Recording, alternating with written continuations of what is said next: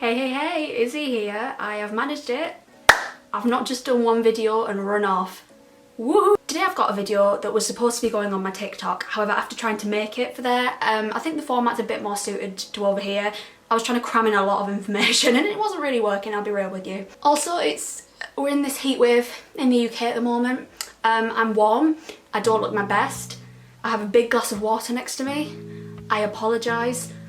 I look a little sweaty. I'm gonna try and stop looking in the viewfinder this video because I was obsessed with doing it in the Sandman one and it really irked me when I came to edit. So as much as I want to be like, to keep checking myself out, I know I don't look great anyway, so let's just accept that, shall we? Today I wanted to divulge my top 5 underrated comedies to you all.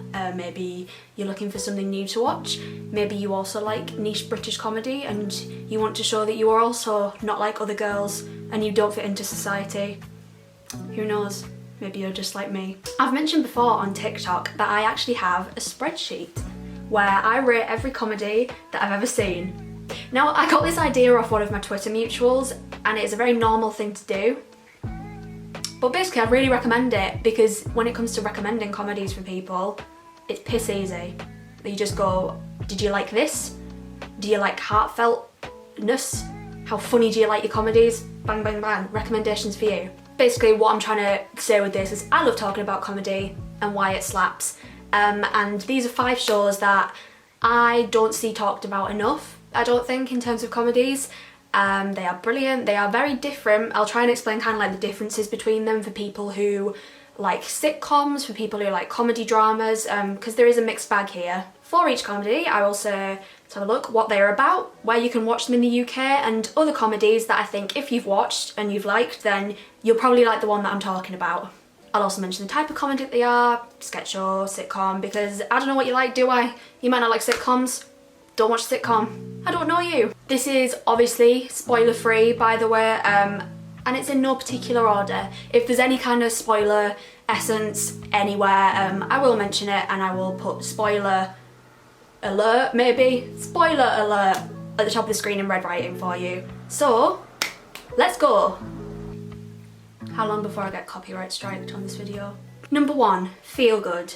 Feel Good is a comedy drama with 2 seasons. It aired between 2020 and 2021. It's written by Mae Martin and it stars Mae Martin, Charlotte Ritchie and Lisa Kudrow. Feel Good explores the relationship between Mae and George, exploring addiction, identity and sexuality. I find Feel Good so endearing because it tackles these topics in a comedy and like not in the same way as a straight drama.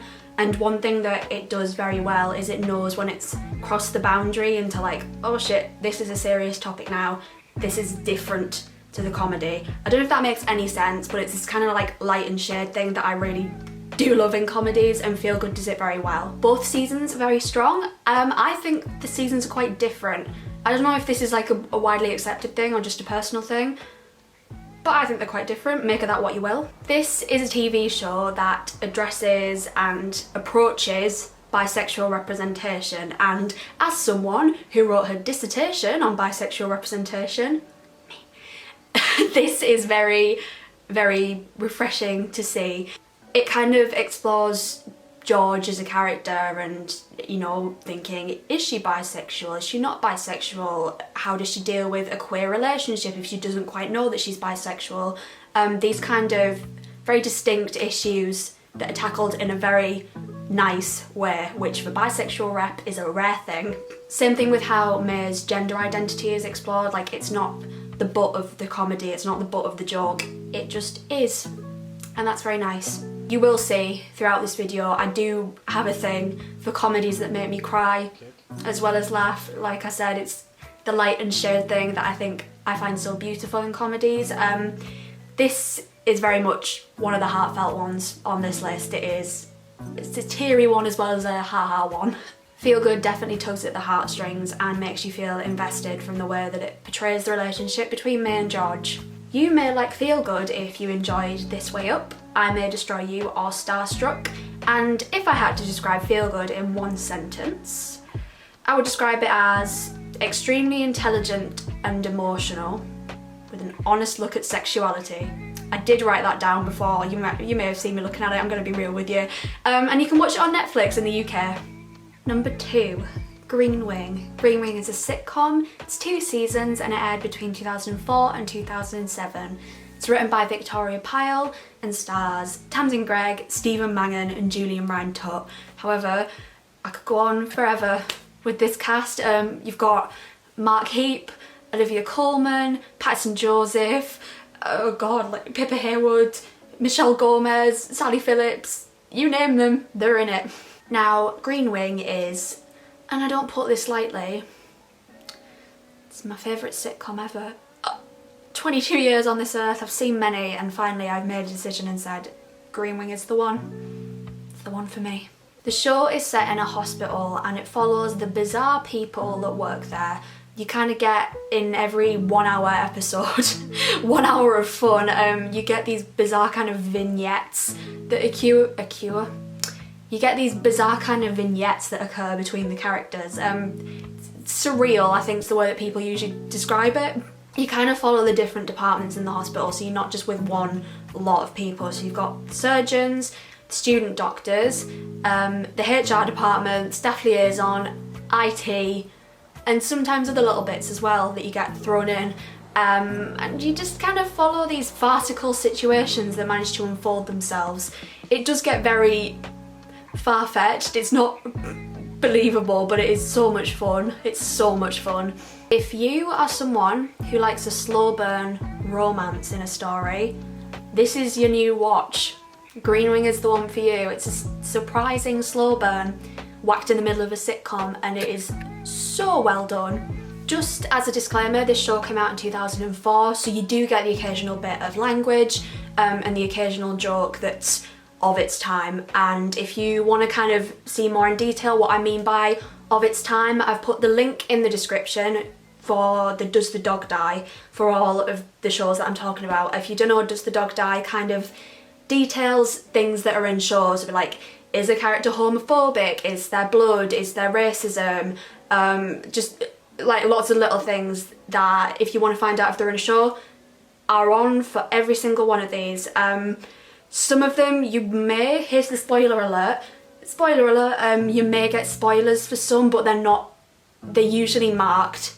Sometimes they're not. Just take caution if you want to avoid spoilers, but if you want to check out any content warnings for any of these shows or anything specific, head to the description and the link for the Does the Dog Die is in there for all of them. You may enjoy Green Wing if you enjoyed Spaced, The Mighty Boosh or Smack the Pony, basically anything surreal. And my one sentence descriptor for this is, I'm not even going to kid you, this time I'm just going to read it. It's weird and strangely emotional. There we go. If you're in the UK, you can watch it on Channel 4 Player. Number 3, Quacks. Quacks is a sitcom. It has 1 season. It aired in 2017. It was written by James Wood and it stars Rory Kinnear, Lydia Leonard and Matthew Bainton. Set in Victorian England, Quacks follows the lives of 3 very different medical practitioners. You've got Robert, who is a surgeon, played by Rory Kinnear. You've got, what's his name? Tom, a dentist, and you've got William, who is an alienist, which was kind of the Victorian idea of a psychologist.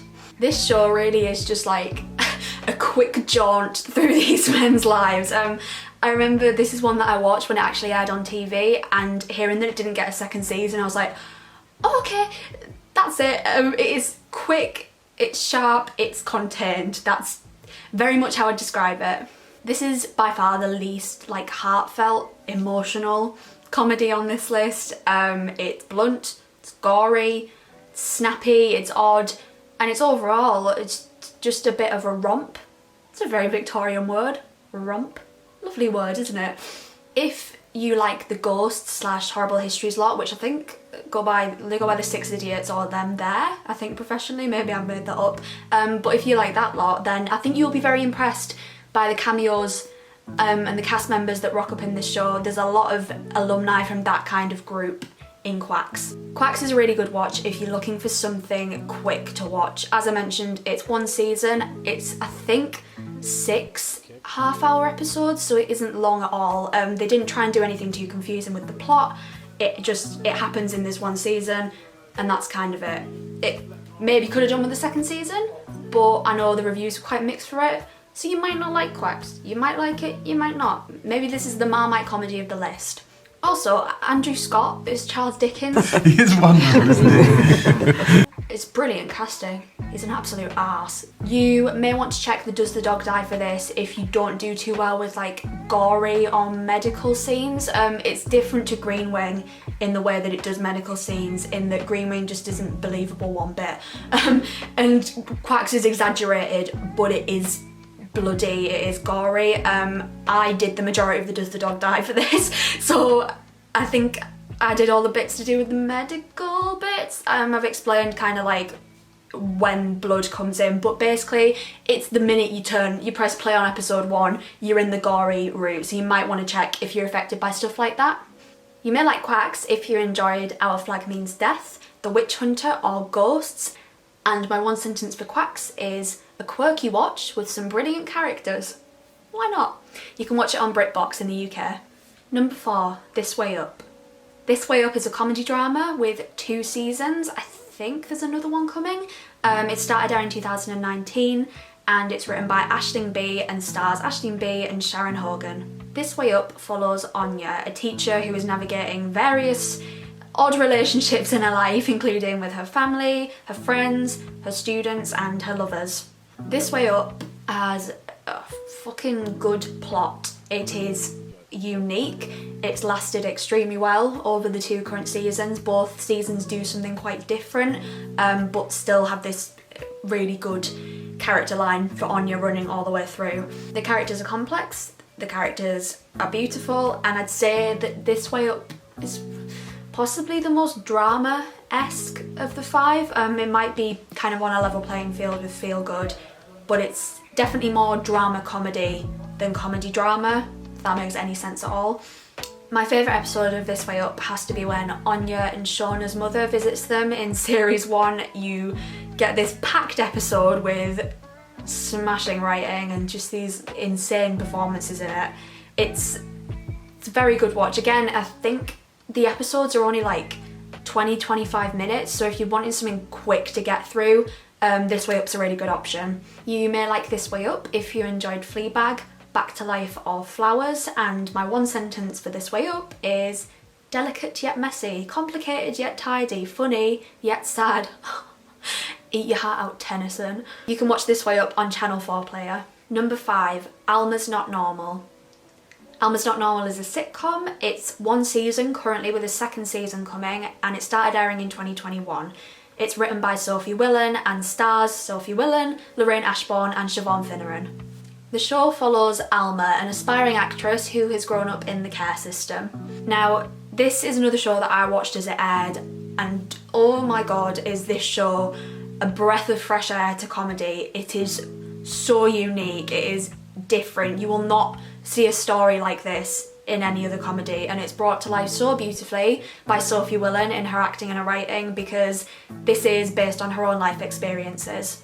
The cast, again, unbelievable. All these shows have brilliant cast. The cast is unbelievable in this. You've got comedy legends and giants. You've got like Dave Spikey, Jade Adams, these people rocking up. It's unapologetically northern, truthful and different. Like, that's the selling point with Alma's Not Normal. It's not like any other comedy, it's different and it works so well. Also, I looked for a coat like this for months after this aired. I'm very much like a coat and jacket girly. I'll insert a few of my Alma-esque coats and jackets here. I love a funky coloured, funky patterned coat, and I would love an Alma coat, but they're really hard to find. If you can find me an Alma coat, please can you comment, because I really want one. You may like Alma's Not Normal if you enjoyed Motherland, Miranda, or Mandy. If it begins with an M, clearly you're fine. And my one sentence to describe Alma's Not Normal is hilarious. Well, it's not one sentence, but hilarious. Utterly hilarious, bold, exciting, and honest. And you can watch it on BBC iPlayer. That's it for today. Let me know if any of these take your fancy, or if you want any more recommendations. I've quite literally got a spreadsheet full of them. Thanks for watching. Who knows what content I'll be back with next.